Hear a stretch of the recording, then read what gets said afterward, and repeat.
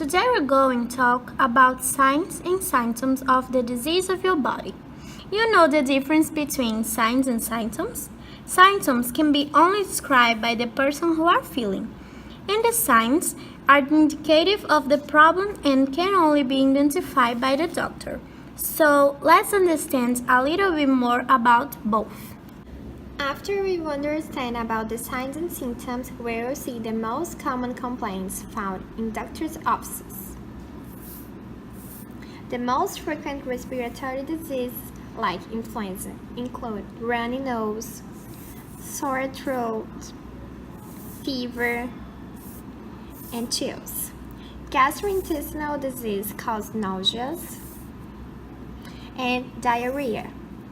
Return to the last symptoms, one condition that affects young people is hangover. Now, let's see how a medical consultant works. Hi, doctor. Good morning. How are you feeling today? I'm not very well, doctor. Last night, it was my birthday. I drank too much alcohol. Okay. Did you vomit last night? Yes, and I'm still feeling the need to vomit and a strong headache.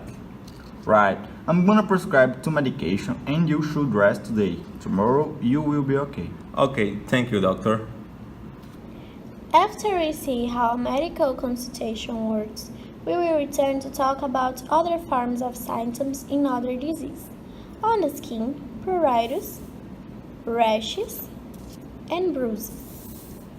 When seen, and advised to church a dermatologist. Other diseases can affect the heart and cause arrhythmias, palpitations, and chest pains. And when feeling, it is necessary to look for a specialist, the cardiologist. In relation to disease involving the neurological system, the most common symptoms are amnesia, insomnia, and blackout.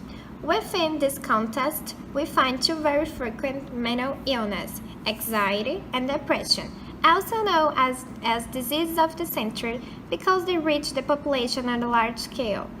It is known that in addition to the symptoms already spoken, irritability is a common characteristic of both, and this ends up affecting people's lifestyle.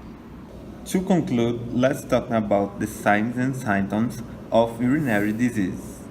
It would be dysuria, that it is pain when urinating, hematuria, that is blood in the urinary, and strangury, when the storage ones must be immediately treated, not to involve for a greater complication.